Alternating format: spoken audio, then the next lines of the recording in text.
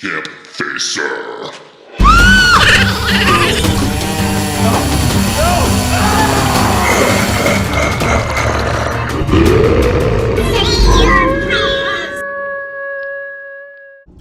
What's going on, campers? Camp Facer here. I know it's been a long time, and I apologize for not being active on the channel.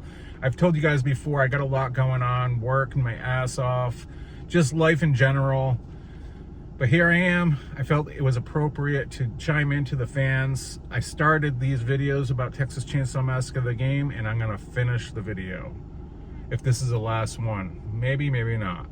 But like it says in the title, Texas Chainsaw Massacre the game, the developers to that game, Gun Interactive, they put out a statement the other day. I know I'm a little late to the party. A lot of people already know this.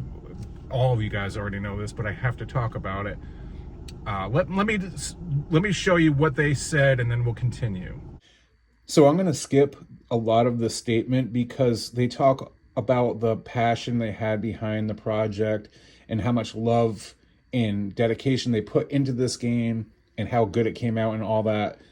I understand that. We all understood that, but the end of the statement here is where the kicker is. So this is what they had to say. With that being said, the Texas Chainsaw Massacre will not be receiving any further future content or support. This means that there will be no more DLC, balance updates, or bug fixes after our upcoming May patch. You can still expect a few more patches in the future in order to transition towards peer-to-peer matchmaking.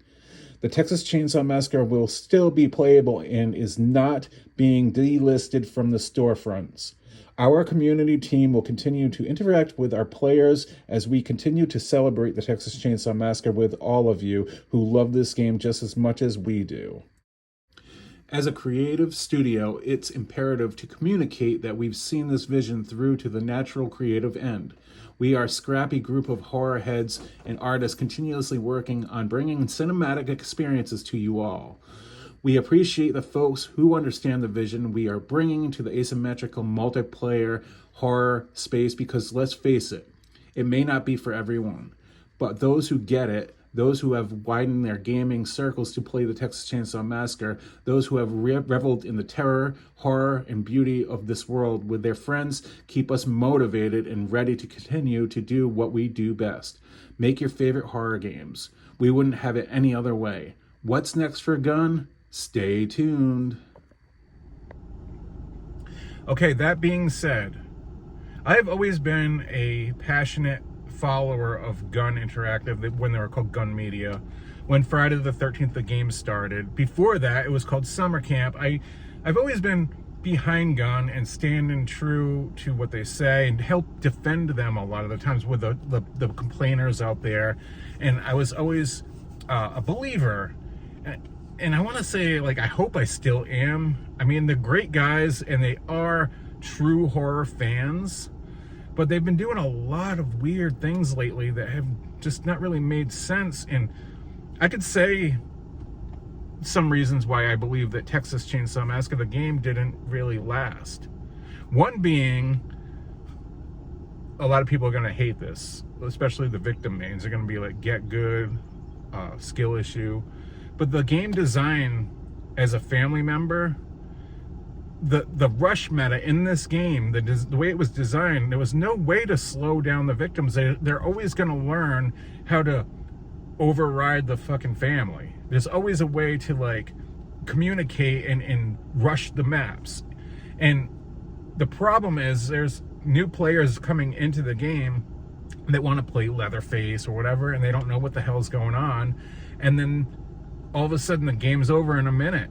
And they're like, I'm never playing family again. And the problem is now to load into a match as a victim, you have to wait like 20 minutes for a family main to, like, come into queue that you could actually play with, because there's not too many family players out there that want to play the game. So there's more family victims than there is family.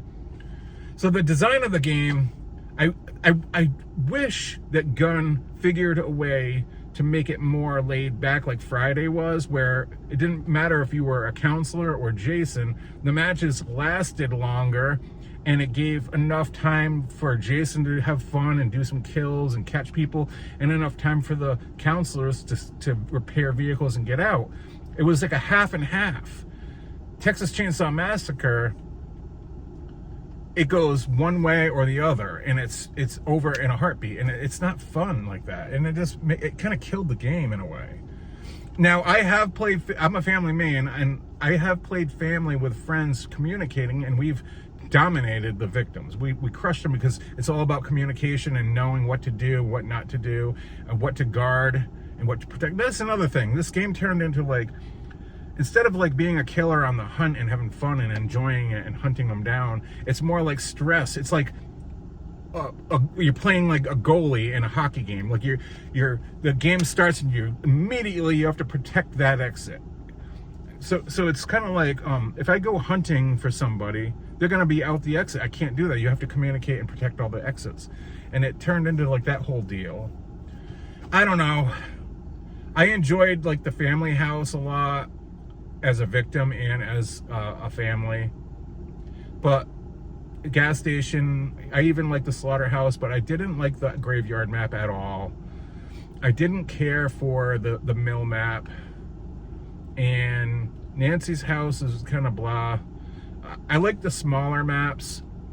Like gas station was really fun because it had kind of like different the gated in part, and then on the back of the map, and then the gas station, and same with like the family house. It's like stage one. It's kind of like stage one would be like them getting upstairs. Stage two, once they get outside, now you're onto that. So it was kind of like steps. It was kind of fun. I don't know. I just really feel like in that statement that Gunn made, it was kind of like a quick exit to move on to the next game. It's just weird to me that they just gave up that fast. And I understand it all boils down to money, and I don't understand why they hired Black Tower again.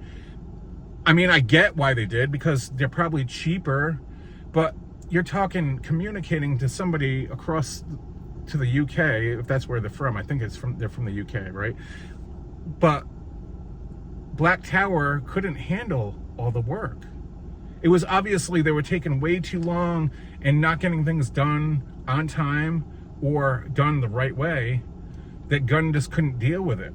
And I know why Gunn had to pull the plug and move on, because of the money and time, and it wouldn't make sense for them to make the game go on and on. Like their ideas that they were coming out with, they couldn't even do those ideas.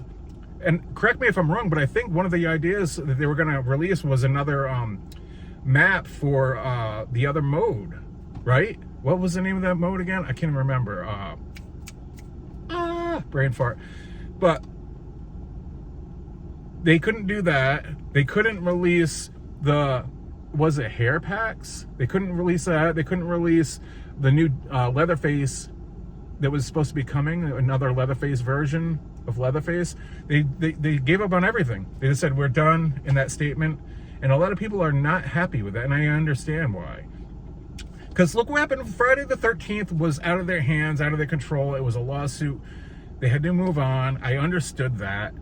Now I thought this time around Gunn was going to stay true to the fans and say, look, there's Texas Chainsaw. Let's keep content coming and going for like every month or 2 months, release another map, DLC, let the game and have different modes, different events going on, kind of like the Blood Moon, maybe something for Halloween, maybe have like a different kind of game mode within the actual core game instead of just escaping the exits. I thought maybe they'd throw something different in there and keep it fun and keep selling DLCs to make money for the game to keep it going.